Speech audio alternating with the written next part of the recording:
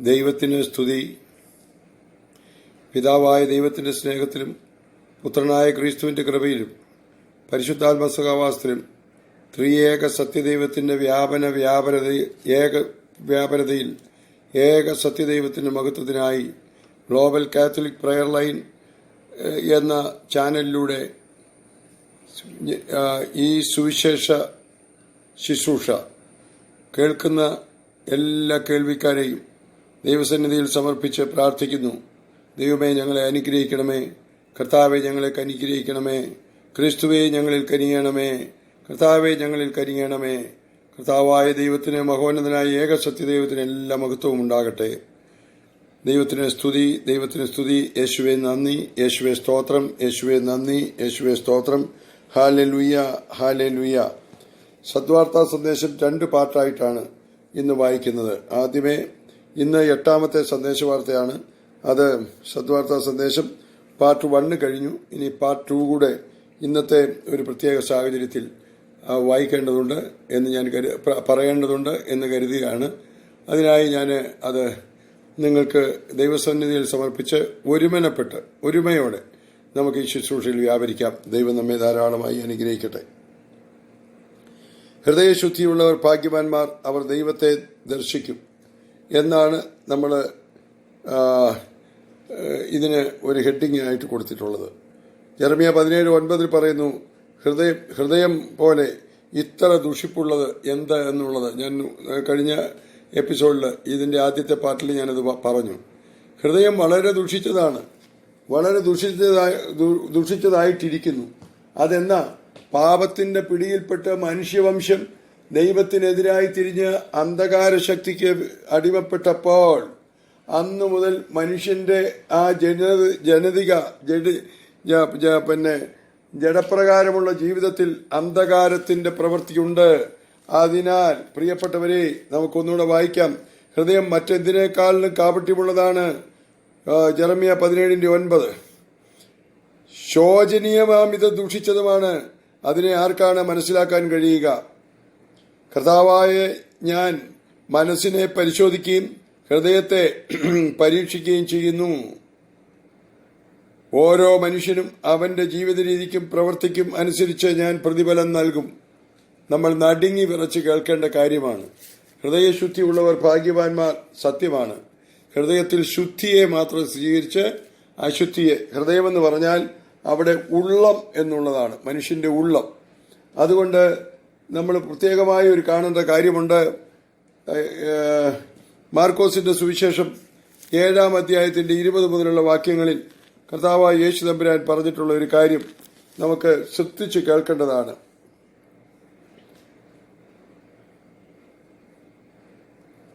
19 മുതൽ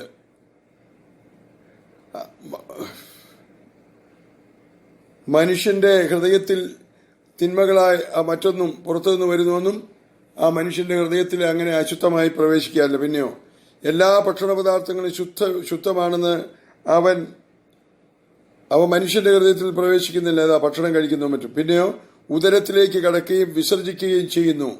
എല്ലാ ഭക്ഷണ പദാർത്ഥങ്ങളും ശുദ്ധമാണെന്ന് അങ്ങനെ അവൻ പ്രഖ്യാപിച്ചു.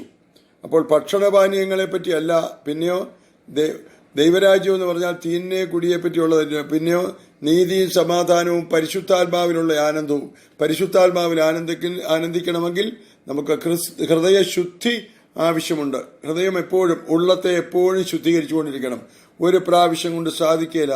ഓരോ ദിവസവും അനുദിനം ഞാൻ ഇന്ന് ചെയ്തു പോയത്, ഞാൻ ആ വ്യക്തിയോട് പറഞ്ഞത്, ഇന്ന കാര്യങ്ങൾ ശരിയോ എന്ന് പരിശുദ്ധാത്മാവിൽ ആശ്രയിച്ച് ചിന്തിക്കുമ്പോൾ പരിശുദ്ധാത്മാവ് നമുക്ക് വെളിപ്പെടുത്തി തരും. കാരണം പാപബോധവും പശ്ചാത്താപവും അവിടുന്ന് തരുന്നതാണ്.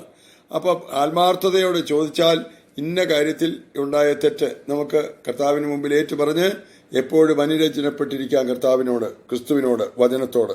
അതെ. 20-ാം വാക്യം, ഒരുവന്റെ ഉള്ളിൽ നിന്ന് പുറപ്പെടുന്ന കാര്യങ്ങളാണ് അവനെ അശുദ്ധനാക്കുന്നത്. എന്തെന്നാൽ ഉള്ളിൽ നിന്നാണ്, മനുഷ്യന്റെ ഹൃദയത്തിൽ നിന്നാണ് ദുശ്ചിന്ത, പരസംഗം, മോഷണം, കൊലപാതകം, വ്യഭിചാരം, ദുരാഗ്രഹം, ദുഷ്ടത, വഞ്ചന, ഭോഗാസക്തി, എടുത്തു പറയട്ടെ അസൂയ, ഇതെല്ലാ തലങ്ങളിലും മനുഷ്യന് നീക്കാൻ കഴിയാത്ത കഠിനമായ ഒരു ചുറ്റിപ്പിടുത്തലാണ്. ആധ്യാത്മിക ഗോളത്തിലും ആത്മീയ തലങ്ങളിലും ലൗകിക തലങ്ങളിലും മനുഷ്യനിൽ ഉണ്ടാകുന്ന ഈ തിന്മ ആദ്യമായി പിശാചിന്റെ സ്വഭാവമാണത്. അതാണ് എടുത്തു പറഞ്ഞത്. ഈ അസൂയ എല്ലാ തലങ്ങളിലുമുണ്ട്. എന്നാൽ ശുദ്ധീകരിക്കപ്പെട്ട മനുഷ്യന് ഇതിനെപ്പറ്റി ഒന്നും അസൂയപ്പെടേണ്ടതില്ല. സ്വന്തം സഹോദരൻ ഒരു നല്ല വീട്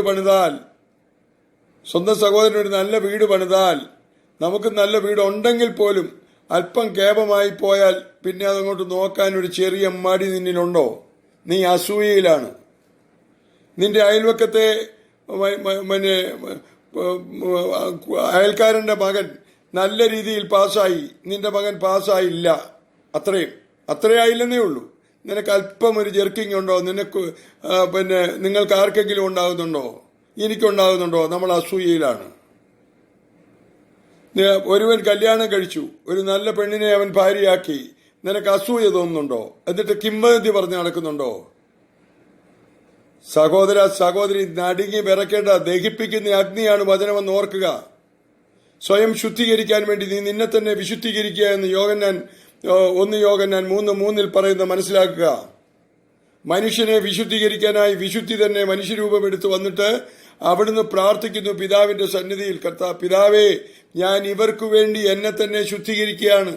എപ്പോഴും പാപത്തിന്റെ മാലിന്യമേക്കാതെ മനുഷ്യാവസ്ഥയിൽ കർത്താവ് പിതാവിന്റെ കരങ്ങളിൽ പിടിച്ച് ആ ശക്തിയിൽ ആശ്രയിച്ച് ത്രിത്വത്തിൽ മാത്രം വ്യാപരിച്ചു. ഒന്നിനോടും അസൂയപ്പെട്ടില്ല. അവിടുത്തെ സാക്ഷ്യം ആ ജീവിതം മാത്രം ഉറ്റുനോക്കുക. എന്നിട്ട് അതിനോട് താതാത്മ്യപ്പെടാൻ കഴിയാതെ മനുഷ്യാവസ്ഥയിൽ നിന്റെ ജഡത്തിൽ ഇന്നതൊക്കെ കിടപ്പുണ്ടെങ്കിൽ നിരാശപ്പെടേണ്ട. ഇപ്പോൾ ഇത് നിന്റെ രക്ഷയുടെ ദിനമാണ്. അതുകൊണ്ട് എന്ത് ചെയ്യണം? നീ ഹൃദയശുദ്ധിയുള്ളവനായി തീരണം. ഹൃദയത്തിൽ ശുദ്ധിയുള്ളവനായി തീരണം. അസൂയ, ദൂഷണം, അഹങ്കാരം, മൂഢത എന്നിവ പുറപ്പെടുന്നത് ഈ തിന്മകളെല്ലാം ഉള്ളിൽ നിന്ന് വരുന്നു. അവ മനുഷ്യനെ അശുദ്ധനാക്കുകയും ചെയ്യുന്നു. അശുദ്ധമായതൊന്നും സ്വർഗരാജ്യത്തിൽ പ്രവേശിക്കില്ലെന്നുള്ള വചനവും ഓർക്കുക. ഇവിടെ ഹല്ലേലൂയ. എന്നെ സംബന്ധിച്ചിടത്തോളം എല്ലാ ദിവസവും ചെറുതായിട്ടെങ്കിലും ചെറിയ കാര്യങ്ങളൊക്കെ ചിലപ്പോൾ വന്നു പോകും. എനിക്ക് അനുദപിക്കാൻ ദൈവത്തിന്റെ പരിശുദ്ധാത്മാവ് എനിക്ക് പ്രേരണ തരുന്നുണ്ട്. അതായത് ഏറ്റുപറയൽ. അനുതാപം എന്ന് പറയുന്നത് ഏറ്റുപറച്ചിലാണ്. കർത്താവേ, ഇന്ന് ഇങ്ങനെ സംഭവിച്ചു, അത് ശരിയല്ല. ഒരാള് എന്റെ രണ്ടുപേരും ഒരുപോലെ വന്നപ്പോൾ, കർത്താവെ, രണ്ടുപേരും കൂടി ഒന്നിച്ചു വന്നപ്പോൾ അല്പം സമൂഹത്തിൽ വിലയും നിലയും ഉള്ളവരെ പരിഗണിച്ചതുപോലെ കൂടെ വന്നയാളെ ഞാൻ പരിഗണിച്ചില്ല. കർത്താവെ, അത് എന്റെ തെറ്റായി പോയിക്കല്ലോ, അങ്ങേക്ക് മുഖപക്ഷമില്ലല്ലോ. ഇത് പറയാൻ കഴിയുമ്പോഴാണ് ഞാൻ ഹൃദയശുദ്ധിയുള്ളവനായി മാറുന്നത്. തീർച്ചയായിട്ടും അത് എന്നുവെച്ച് അർഹിക്കുന്നവർക്ക് അർഹിക്കുന്ന ഇരിപ്പിടവും കർത്താവ് പറഞ്ഞിട്ടുണ്ട്.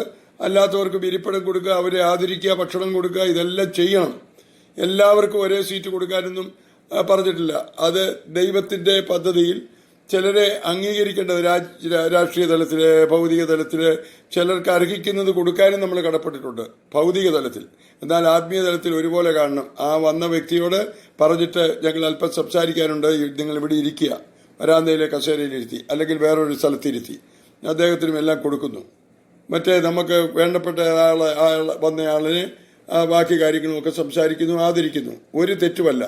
പക്ഷേ എല്ലാവരെയും വിശുദ്ധിയുടെ കണ്ണുകൊണ്ട്, മുഖപക്ഷമില്ലാത്ത കർത്താവിന്റെ കണ്ണുകൊണ്ട് കാണാൻ ഇതുവരെയും യോഗ്യയായി തീർന്നിട്ടുണ്ടോ?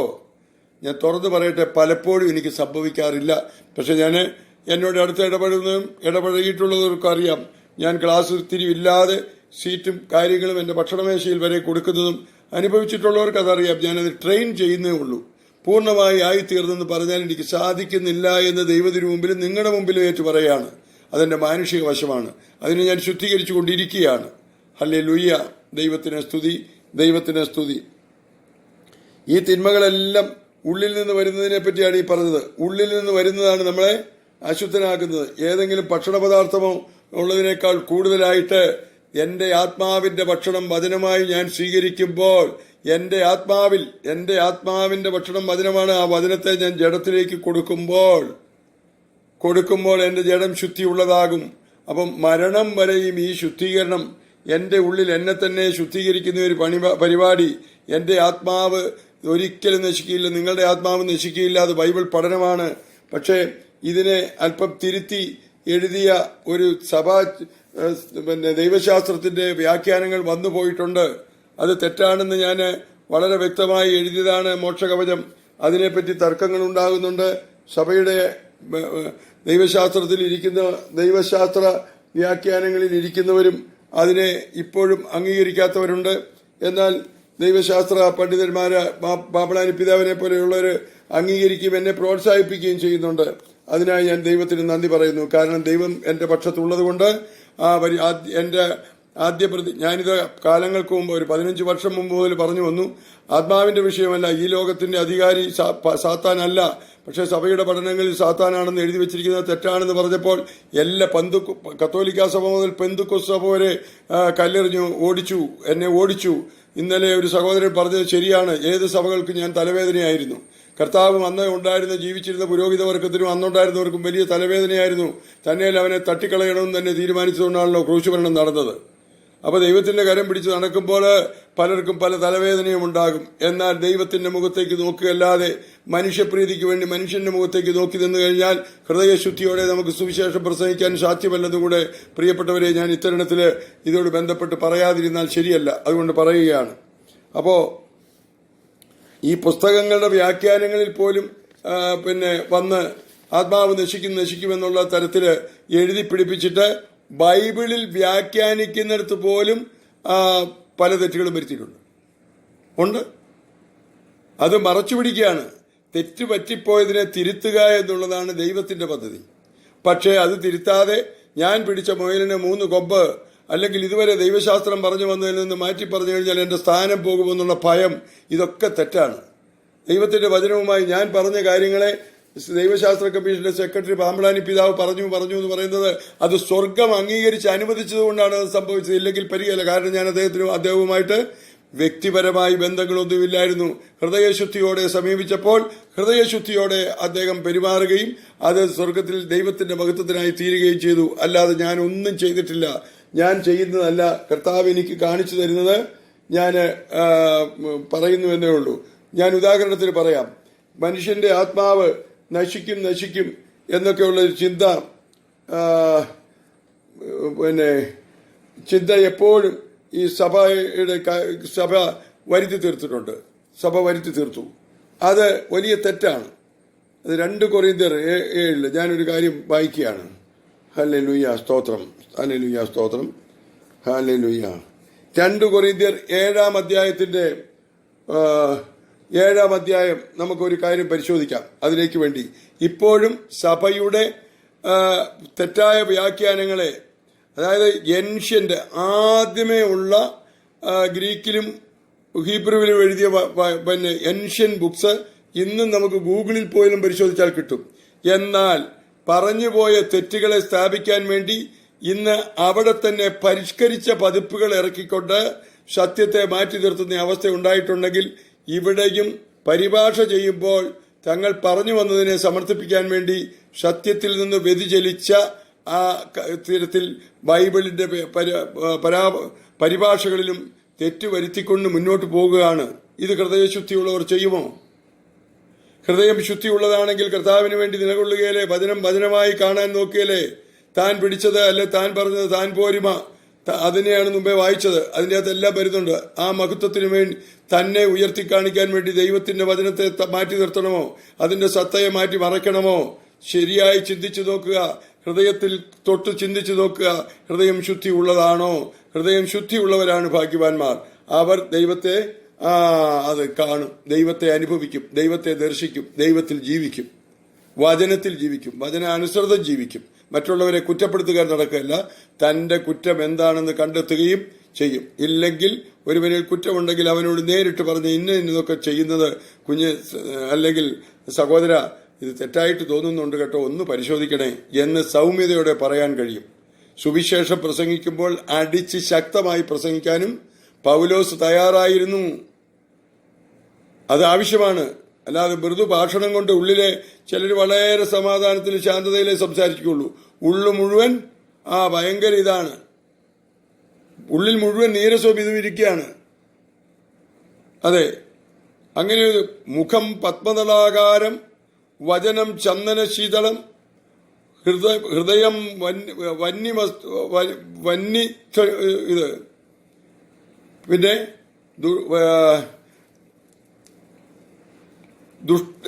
ഇത് ത്രിവിധം ദുഷ്ടലക്ഷണം.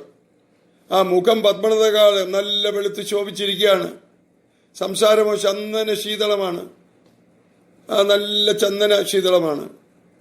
ഉള്ളു മുഴുവൻ വന്നി അസൂയ പാർത്ത മുമ്പേ പറഞ്ഞ മാർക്കോസിന്റെ സുവിശേഷത്തിൽ പറഞ്ഞത് മുഴുവൻ ഇരിക്കുകയാണ്. എന്നിട്ടൊന്ന് ചിരിച്ചു നിന്ന് സമാധാനത്തിൽ പറഞ്ഞ് ശാന്തിയോടെ പോവുക എന്നൊക്കെ പറഞ്ഞു കഴിഞ്ഞാൽ സഹോദര, ഹൃദയം ശുദ്ധിയുള്ളതാണെന്ന് സ്വയം ഒന്ന് പരിശോധിക്കേണ്ടതുണ്ട് കർത്താവിന്റെ വചനം വെച്ച്.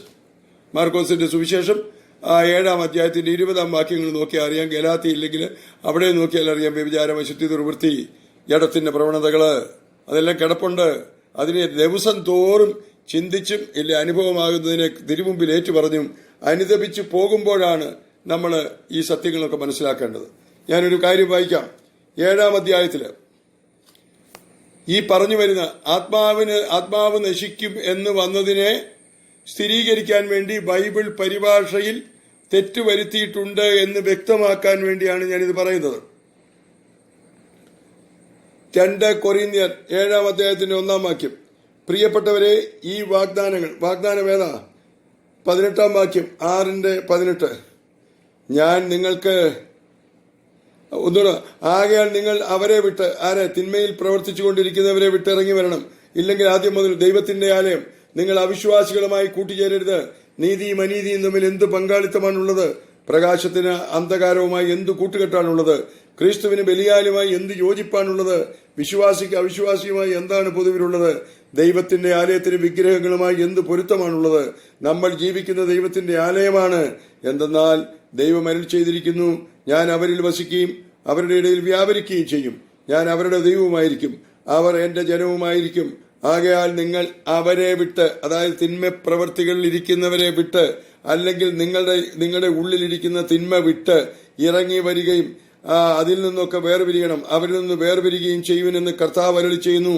അശുദ്ധമായതൊന്നും നിങ്ങൾ തൊടുകയുമരുത്. അപ്പോൾ നിങ്ങളെ ഞാൻ സ്വീകരിക്കും. ഞാൻ നിങ്ങൾക്ക് പിതാവും നിങ്ങൾ എനിക്ക് പുത്രന്മാരും പുത്രികളുമായിരിക്കും എന്ന് സർവശക്തനായ കർത്താവ് അരുളി ചെയ്യുന്നു. 6-ാം അധ്യായത്തിന്റെ 18-ാം വാക്യത്തോടുകൂടി 6-ാം അധ്യായം തീരുകയാണ്. 2 കൊരിന്ത്യർ 7:1. പ്രിയപ്പെട്ടവരെ, ഈ വാഗ്ദാനങ്ങൾ നമുക്കുള്ളതിനാൽ ശരീരത്തിന്റെയും ആത്മാവിന്റെയും എല്ലാ അശുദ്ധിയിൽ നിന്നും നമ്മെ തന്നെ ശുചീകരിക്കുകയും ദൈവഭയത്തിൽ വിശുദ്ധി പരിപൂർണമാക്കുകയും ചെയ്യുവിൻ. ഈ കാര്യം വായിച്ചപ്പോൾ എനിക്ക് പെട്ടെന്ന് ദൈവത്തിന്റെ പരിശുദ്ധാത്മാവ് എന്നിൽ ഇടപെട്ടു എന്ന് സ്വർഗത്തെ സാക്ഷി നിർത്തി ഞാൻ പറയട്ടെ. പെട്ടെന്ന് എനിക്ക് തോന്നി ഈ വ്യാഖ്യാനം തെറ്റാണ്. പരിശുദ്ധാത്മാവ് എനിക്ക് കാണിച്ചു തന്നു ഇത് തെറ്റാണ്.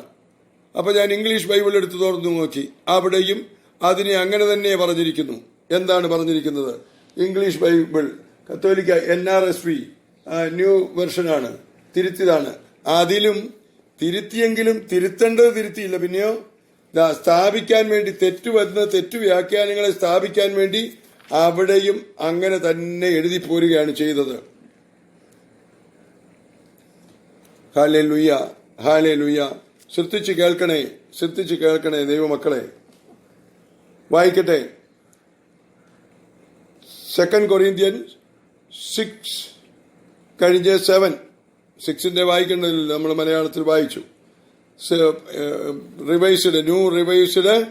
New revised standard version Catholic edition for India. ആ പുസ്തകത്തിലാണ് ഉള്ളത്. പറഞ്ഞു വന്ന ദൈവശാസ്ത്രങ്ങളിൽ വന്ന തെറ്റുകളെ സ്ഥാപിക്കാൻ വേണ്ടി പല വാക്യങ്ങളെയും മറച്ചുവെച്ചും എടുക്കേണ്ട സത്യത്തെ എടുക്കാതെയും ബൈബിൾ വ്യാഖ്യാനത്തിൽ പോലും ബൈബിളിന്റെ ട്രാൻസ്ലേഷനിൽ പോലും സത്യത്തിൽ നിന്ന് മാറി നിന്ന് തങ്ങളെ സ്ഥാപിക്കാൻ വേണ്ടി സ്വയം തന്നെ ഉയർത്തുന്ന അവസ്ഥ വന്നു പോയിട്ടുണ്ട്. ആരെയോടും കലഹിക്കാനുള്ള സത്യം പറയുകയാണ്. ബൈബിളാണ് വായിക്കുന്നത്, അഗ്നിയോടാണ് കളിക്കുന്നത്. ഓർത്തു വേണം. ആ ഭയത്തോടും വിറയലോടും കൂടെ ഞാൻ വായിക്കട്ടെ ഈ പറഞ്ഞ 2 കൊരിന്ത്യർ 7-ാം അധ്യായത്തിന്റെ 1-ാം വാക്യം. Since we have these promises, beloved, let us cleanse ourselves from every defilement of body and of spirit, making holiness perfect in the fear of God.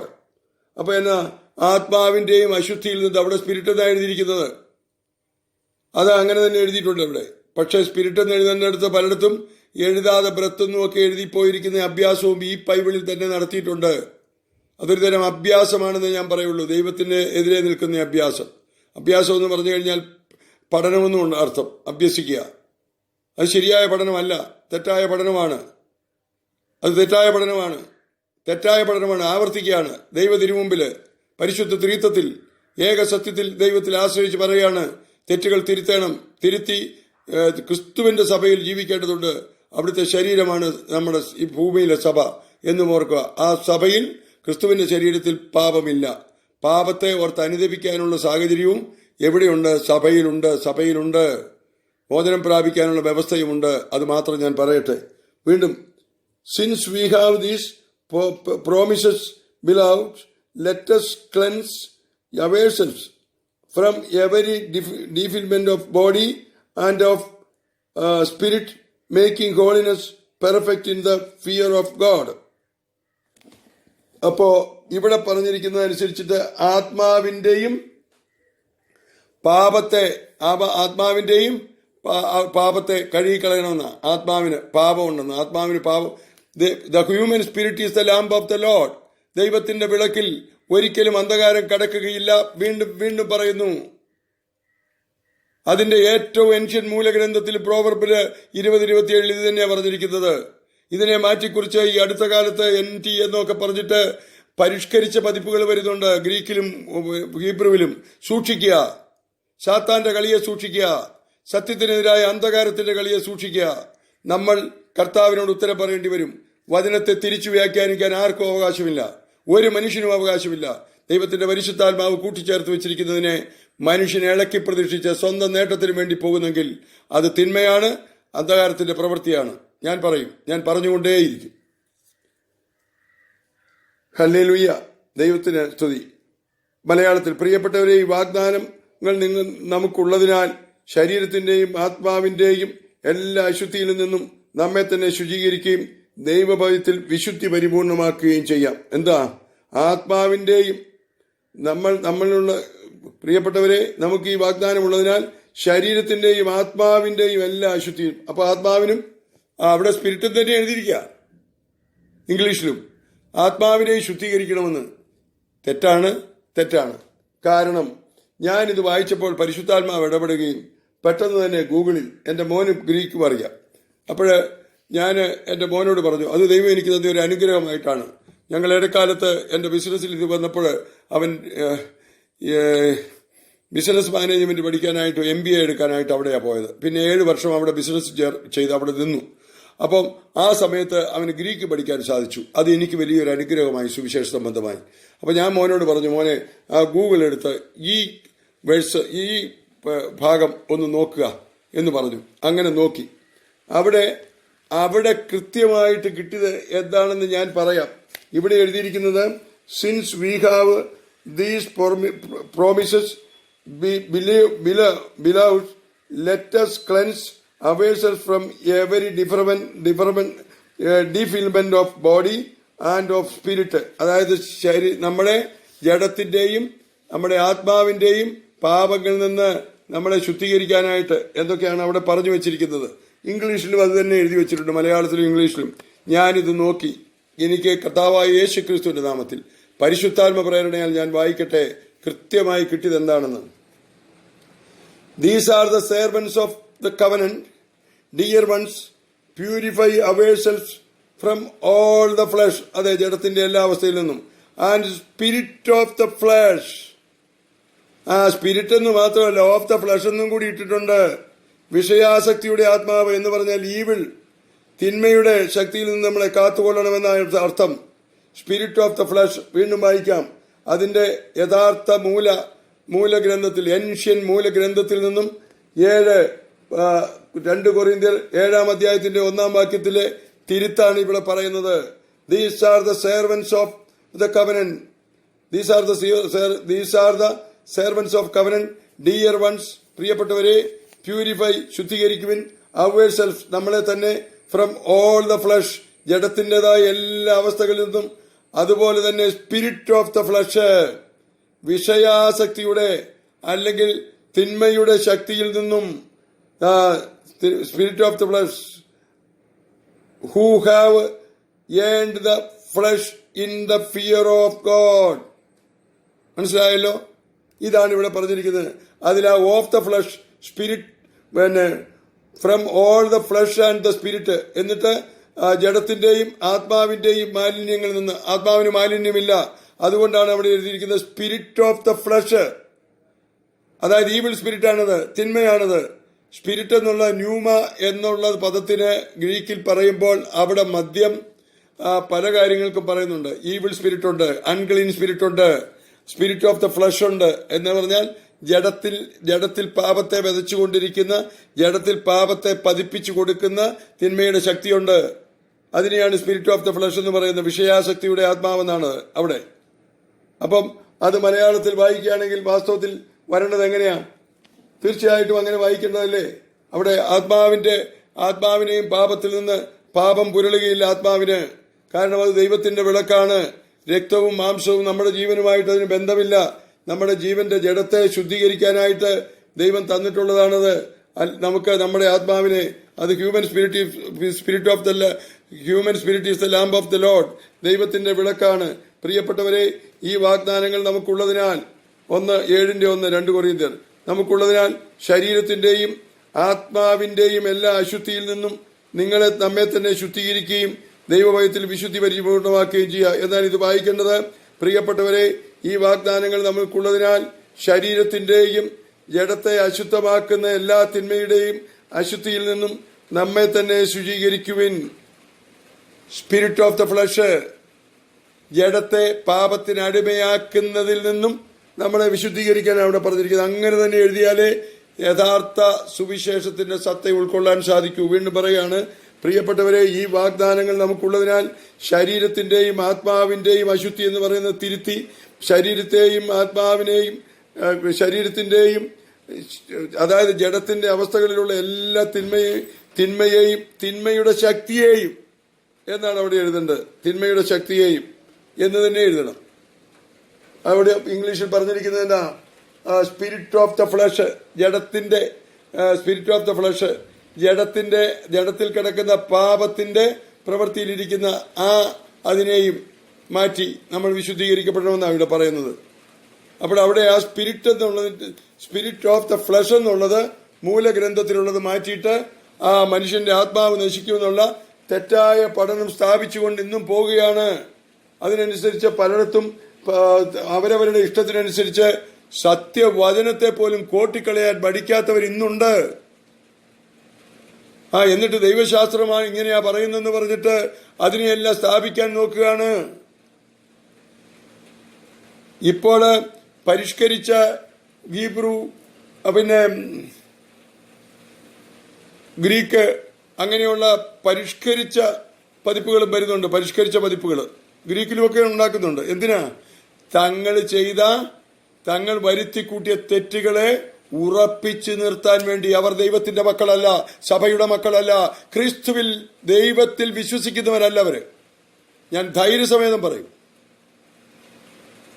എന്നാൽ അവരറിയാതെ ആയിരിക്കാം ഇപ്രകാരം ചെയ്യുന്നത് എന്നുകൂടെ ഞാൻ പറയുന്നു. അവർ സഭയെന്ന് പറയുന്നതിനോട് ചേർന്ന് വിശുദ്ധിയിലായി ജീവിക്കുന്നതും കൊണ്ട് അവരെ ജീവിക്കുകയാണ്. ചുങ്കക്കാരനും പാപിയും കൂടെ പ്രാർത്ഥിക്കാൻ പോയി. ചുങ്കക്കാരൻ പറഞ്ഞു, ഞാനെല്ലാം ചെയ്തുകൊണ്ടിരിക്കുകയാണ്, കണ്ടോ ഇതേ ഇരിക്കുന്ന പാപിയെ പോലെയല്ല. പക്ഷെ പാപി പറഞ്ഞു, എന്റെ ദൈവമേ, നിന്റെ മുമ്പിൽ നിൽക്കാൻ പോലും ഞാൻ യോഗ്യനല്ലേ. അവൻ കൂടുതൽ അനുഗ്രഹിക്കപ്പെട്ടവനായി പോന്നു. എത്ര നിസാര കുഞ്ഞാണെങ്കിലും സത്യം പറയുന്നതൊന്ന് നോക്കിയിട്ട് ഇത് സത്യമാണോ എന്ന് ശ്രദ്ധിക്കാനുള്ളൊരു എളിമ ഉണ്ടാകണ്ടായേ. അതെയോ അഹങ്കാരം മതിയോ? അപ്പൊ ഹൃദയശുദ്ധിയുള്ളവരാകുമോ? ഹൃദയശുദ്ധിയുള്ളവർ ഭാഗ്യവാന്മാർ, അവർ ദൈവത്തെ അനുഭവിക്കും, കാണും എന്നൊക്കെ പറയുന്നത് ഹൃദയശുദ്ധിയോടുകൂടെ സമീപിക്കേണ്ടതാണ്. അതിവിശുദ്ധിയെ, അത് ദൈവമാണ്. അവിടെ darkness, there is no darkness at all. യാക്കോബിന്റെ ലേഖനം 1:17 വായിക്കുക. അനുഗ്രഹങ്ങളുടെ അധിപതിയായ പ്രകാശങ്ങളുടെ പിതാവായ ദൈവത്തിൽ അന്ധകാരമില്ല, ഒട്ടുമേ ഇല്ല. there is no darkness at all. സർവ്വ അനുഗ്രഹങ്ങളും വരുന്നത് അതിവിശുദ്ധമായ മഹോന്നത തലങ്ങളിൽ നിന്നാണ്. ആ അനുഗ്രഹം പ്രാപിച്ച നമ്മൾ വേണ്ട വിധത്തിൽ ബൈബിളിനെ കൈകാര്യം ചെയ്യേണ്ടതുണ്ട്. വചനത്തെ മനസ്സിലാക്കേണ്ടതുണ്ട്. അതിനായിട്ടുള്ള തെറ്റായ വ്യാഖ്യാനങ്ങളും ഇതുവരെ വന്നതിനെ സ്ഥാപിക്കാനുള്ള ആരാണെങ്കിലും, സഭയുടെ ഏത് തലപ്പത്തിരിക്കുന്നവരാണെങ്കിലും അപ്രകാരമുള്ള വ്യാപാരങ്ങളുമായിട്ടാണ് വചനത്തെ കൈകാര്യം ചെയ്യുന്നെങ്കിൽ ദൈവസന്നിധിയിൽ ഭയന്ന് വിറയ്ക്കേണ്ടതുണ്ട്. ഞാൻ ഈ പറഞ്ഞത് ഒന്നുകൂടെ വായിക്കുകയാണ്. ആത്മാവിന് പാപമില്ല, ആത്മാവിന്റെ പാപം പുരളുകയുമില്ല. അതുകൊണ്ട് ഇപ്രകാരം മറിച്ചും തിരിച്ചും പറ്റിപ്പോയ അബദ്ധത്തെ സ്ഥിരീകരിക്കാൻ വേണ്ടി കത്തോലിക്കാ സഭയുടെ ബൈബിളിൽ, ഞാൻ കത്തോലിക്കാ സഭയിലാണുള്ളത്, ബൈബിൾ എഴുതിയിരിക്കുന്നത് യഥാർത്ഥ മൂലത്തോട് ബന്ധപ്പെടുത്തി, പഴയ ഏറ്റവും ഏൻഷ്യൻ ആ മൂലത്തോട് ബന്ധപ്പെടുത്തി ചേർക്കേണ്ട പദം ചേർത്ത് വേണം ചെയ്യുവാൻ. These are the servants of the covenant, dear ones, purify yourselves from all the flesh and the spirit of the flesh എന്നുള്ളിടത്ത് ഫ്ലഷ് നമ്മുടെ ജഡത്തിന്റെയും ആത്മാവിന്റെയും മാലിന്യങ്ങളെ, പാപത്തെ കഴുകിക്കളയണമെന്നാണ് ഇപ്പോഴെഴുതിയിരിക്കുന്നത്. തെറ്റല്ല. പിന്നെ these are the servants of the covenant, dear ones, purify yourselves from all the flesh, അതായത് ജഡത്തിലെ എല്ലാ പാവാവസ്ഥയും, and the spirit of the flesh, spirit of the ജഡത്തിന്റെ അതിൽ പ്രവർത്തിക്കുന്ന ദുഷ്ട അരൂപിയെ, തിന്മയിൽ നിന്നും നമ്മളെ എപ്പോഴും ശുചീകരിച്ചുകൊണ്ടിരിക്കണമെന്നാണ് പറയുന്നത്. അല്ല, സ്പിരിറ്റിന് നമ്മുടെ ദൈവത്തിന്റെ വിളക്കാണ് പിന്നെ നമ്മുടെ ഹ്യൂമൻ സ്പിരിറ്റ്. അവിടെ പാപം കിടക്കുകയില്ല. പിന്നെ നമ്മുടെ ജഡത്തിൽ പാപത്തെ ചെയ്തുകൊണ്ടിരിക്കുന്ന ഒരു തിന്മയുണ്ട്. അതിൽ നിന്ന് നിങ്ങൾ വേർപെട്ട് നിങ്ങളെ തന്നെ ശുദ്ധീകരിക്കാൻ അവിടെ പറയുന്നു. നിങ്ങളെ തന്നെ ശുദ്ധീകരിക്കുവാൻ യോഹന്നാനും പറയുന്നു. 1 യോഹന്നാൻ 3:3 കർത്താവ് പറയുന്നു 17:19 യോഹന്നാന്റെ സുവിശേഷം, പിതാവേ, ഞാൻ ഇവർക്കായി എന്നെ തന്നെ ശുദ്ധീകരിച്ചുകൊണ്ടിരിക്കുന്നു, മരണനിമിഷം വരെയും പാപത്തിന്റെ എന്തെങ്കിലും ഏൽക്കുമെന്നുള്ള ആ ദൈവഭയം, അതായത് പാപത്തോട് പെട്ടാൽ എന്റെ ദൈവത്തെ, എന്റെ പിതാവിനെ നഷ്ടപ്പെട്ടു പോകുന്നുള്ള പുത്രന്റെ ആ കരുതൽ, അതൊക്കെ നമ്മൾ അറിയണം. ഹൃദയശുദ്ധിയോടെ ജീവിക്കണം. അതിനായി ഓരോ ദിവസവും നമ്മുടെ ആത്മാവും നമ്മുടെ വ്യക്തിത്വവും തമ്മിലുള്ള ബന്ധത്തെ, the soul and the spirit, നമ്മുടെ ദേഹവും ആത്മാവും തമ്മിലുള്ള ആ ബന്ധത്തെ, നമ്മുടെ വ്യക്തിത്വവും ആത്മാവിന്റെ വ്യക്തിത്വവും, അതായത് നമ്മുടെ spirit, the human spirit is the lamp of the Lord, ദൈവത്തിന്റെ വിളക്കിന്റെ പ്രകാശവുമായി എന്റെ അവസ്ഥ എന്ത് എന്ന് പരിശോധിച്ച്, ആ വിളക്കിലെ വെളിച്ചം കൊണ്ട് പരിശോധിച്ച് ജഡത്തിലേക്ക് ആ വെളിച്ചത്തെ തുറക്കാൻ തടസ്സമായി നിൽക്കുന്ന നേരിയ മറവെങ്കിലും ഉണ്ടെങ്കിൽ അതിനെ മാറ്റി അനുദപിച്ച് ശുദ്ധീകരിക്കുമ്പോൾ നമ്മൾ ദൈവത്തെ അനുഭവിക്കും. ദൈവം എന്നിൽ തന്നെ എന്ന് കാണും. ഓ, എന്റെ ദൈവം എന്നോട് കൂടെ, ഇമ്മാനുവൽ എന്ന അനുഭവം ഉണ്ടാകും. ദൈവത്തിന് സ്തുതി. കൂടുതലായി ഞാൻ ഇതിനെപ്പറ്റി ഒന്നും പറയേണ്ട ആവശ്യമില്ല എന്ന് ഞാൻ കരുതുകയാണ്. ആർക്കെങ്കിലും സംശയമുണ്ടെങ്കിൽ ഗ്ലോബൽ കാത്തലിക് പ്രയർ ലൈനിലേക്ക് ചോദിച്ചാൽ വിശദീകരിച്ചു തരണമെങ്കിൽ അവർ അവർ ചുമതലപ്പെട്ടതായതുകൊണ്ട് ഈ കാര്യം ഒന്നുകൂടെ വിശദീകരിക്കണമെന്ന് പറഞ്ഞാൽ ഞാൻ വിശദീകരിച്ചു തരാൻ തയ്യാറാണ്. എപ്പോഴും എന്നേക്കും അങ്ങനെ തന്നെ ആയിരിക്കും. എനിക്കും എന്റെ ഈ ഭൂലോകവാസം 76 വയസ്സുണ്ട്. എത്ര കാലം കാണുമെന്നറിയത്തില്ല. ഇപ്പോൾ ഞാൻ ഏറ്റെടുത്തിരിക്കുന്ന ഈ ശുശ്രൂഷ ദൈവത്തിന്റെ പരിശുദ്ധാത്മാവിൽ തന്നെ എന്നെ ഏൽപ്പിച്ചിരിക്കുന്നതാണെന്ന് ഞാൻ വിശ്വസിക്കുന്നുണ്ട്. പറയേണ്ടതുണ്ട്, പറയരുതാത്തതൊന്നും പറയുന്നുമില്ല. അതുകൊണ്ട് ഈ കാര്യത്തിൽ ആർക്കെങ്കിലും സംശയമുണ്ടെങ്കിൽ ഗ്ലോബൽ കാത്തലിക് പ്രയർ ലൈനിലേക്ക് എഴുതി ചോദിക്കാവുന്നതാണ്. എന്നോട് നേരിട്ട് ബന്ധപ്പെടേണ്ടതില്ല. അവർ എന്നെ അറിയിച്ചുകൊള്ളും. കാരണം അവർ ദൈവമഹത്വത്തിനായി, സത്യത്തിന് സാക്ഷ്യം വഹിക്കുന്നവരായി, അതായത് സുവിശേഷത്തിന്റെ സാക്ഷികളായിരിക്കുന്നവരാണെന്ന് എനിക്ക് പൂർണ്ണ ബോധ്യമുണ്ട്. ഇല്ലെങ്കിൽ ഞാൻ അവരുമായും സഹകരിക്കില്ലായിരുന്നു. അനേക പള്ളികളിൽ നിന്നും അനേക സഭകളിൽ നിന്നും ആട്ടി ഓടിച്ചവരാണ് എന്നെ. എന്നാൽ കർത്താവ് അവരിലൂടെ എന്നെ എടുത്ത് ഇപ്പോൾ നിങ്ങളുടെ മുമ്പിൽ നിർത്തിയിരിക്കുന്നെങ്കിൽ അത് ഞാൻ വിശ്വസ്തയോടെ ചെയ്യാൻ കടപ്പെട്ടിരിക്കുന്നുണ്ട്. ദൈവജനമേ, പ്രിയ ദൈവജനമേ, നിങ്ങൾ എനിക്ക് വേണ്ടി പ്രാർത്ഥിക്കുക. ഞാൻ നിൽക്കുകയാണ്. വീഴാതിരിക്കാൻ ഞാൻ സൂക്ഷിച്ചാണ് പോകുന്നത്. അതുകൊണ്ട് ഇടുക്കുവാതിലൂടെ കടക്കാൻ അനേകർ ശ്രമിക്കും. പക്ഷേ വളരെ കുറച്ചേ കടക്കുള്ളൂ എന്ന് പറഞ്ഞുകൊണ്ട് എനിക്ക് ആ കുറച്ചുപേര് കടക്കുന്നതിന്റെ കൂടെ കാണണം. നിർബന്ധമായി എനിക്ക് അവിടെ പോകണം. എന്റെ കർത്താവിന്റെ കരങ്ങളിൽ എന്നെ ഏൽപ്പിക്കണം. എനിക്ക് മനുഷ്യപ്രീതി വേണ്ട. ഞാൻ മനുഷ്യപ്രീതിയാണ് നോക്കുന്നെങ്കിൽ ദൈവത്തിന്റെ ദാസനാവുകയില്ലെന്ന് പറഞ്ഞ പൗലോസിനെ ഞാൻ എടുത്തു പറയട്ടെ, നിങ്ങൾ എത്ര കുറ്റം വിധിച്ചാലും എന്റെ ബോധ്യം കർത്താവായ യേശു ക്രിസ്തുവിൽ പറയേണ്ടവരോട് ദൈവനാമത്തിൽ പറയേണ്ടവരോട് പറഞ്ഞുകൊണ്ടേയിരിക്കുവാൻ എന്നെ പരിശുദ്ധാത്മാവായിരിക്കും നടത്തുന്നതെന്ന് ഞാൻ പൂർണ്ണമായും വിശ്വസിക്കുന്നു. ഇല്ലെങ്കിൽ എന്റെ ശബ്ദം അടച്ചു കളയണമെന്ന് ഞാൻ പ്രാർത്ഥിക്കുന്നു. ദൈവത്തിന് സ്തുതി. എല്ലാ മഹത്വവും അവിടത്തേക്ക് ഉണ്ടാകട്ടെ. എന്റെ ശബ്ദം എത്ര കാലം കർത്താവിനായി നിലനിൽക്കുമോ അത്രയും കാലം മതി ഈ ഭൂമിയിൽ എന്ന് ഞാൻ വിശ്വസിക്കുന്നുണ്ട്, നല്ലതുപോലെ വിശ്വസിക്കുന്നുണ്ട്. ദൈവത്തിന് സ്തുതി. എനിക്കറിയാം, ഞാൻ അറിയുന്ന കണിച്ചായി അച്ഛന് തൊണ്ടയിൽ ക്യാൻസർ വന്നു. പിന്നെ CMI സഭയിലെ ഡോക്ടർ സിറിയ കണിച്ചായി എൻ്റെ പുസ്തകങ്ങളെല്ലാം വളരെ ഗൗരവത്തോടെ കാണുകയും അംഗീകരിച്ചത് ഈ സഭ ഈ കാലഘട്ടത്തിൽ അറിയേണ്ടതാണെന്ന് പറയുകയും ചെയ്യുന്ന അദ്ദേഹത്തിനായി ഞാൻ ദൈവത്തിന് നന്ദി പറയുന്നു. അദ്ദേഹത്തിന് അത് വന്നിട്ട് ആ പ്രശ്നമുണ്ടായി സംസാരിക്കാൻ മേലാതെ കുറച്ച് നാളിരുന്നു. ഇപ്പം ശുദ്ധമായിട്ട് സംസാരിക്കും. അല്പം ഒരു ചെറിയ ഒരു ട്യൂണിന് ശരീര മാറ്റമുള്ളൂ. ഒരു പ്രശ്നവുമില്ലാതെ അദ്ദേഹത്തിന് സംസാരിക്കാം. നോക്കുക, ഏത് തകർച്ചയിലും നമ്മളെ നയിക്കുന്ന ഒരു ദൈവമുണ്ടെന്ന് ഓർത്തുകൊള്ളുക. നമ്മൾ ദൈവത്തിൽ നിന്ന് അകന്നു പോകരുത്. അത് സത്യത്തിൽ നിന്നുള്ള വ്യതിചലനമാണ്. ദൈവത്തിന്റെ വചനമാണ് സത്യം. അത് നമ്മളെപ്പോഴും ആ സത്യത്തോട് ചേർന്ന് നിന്ന് നമ്മളെ തന്നെ വിശുദ്ധീകരിക്കേണ്ടതുണ്ട്. അങ്ങനെ ഹൃദയശുദ്ധിയുള്ളവരായിരിക്കുന്നവർ ദൈവത്തെ കാണും. നമ്മളും ദൈവരൂപമാണെന്നറിയും. ഹല്ലേലൂയ. ദൈവനാമത്തിന് മഹത്വം ഉണ്ടാകട്ടെ എന്നേക്കും എപ്പോഴും. ആമേൻ, ആമേൻ. കർത്താവേ കനിയണമേ, ക്രിസ്തുവേ കനിയണമേ. ആമേൻ, ആമേൻ, ആമേൻ.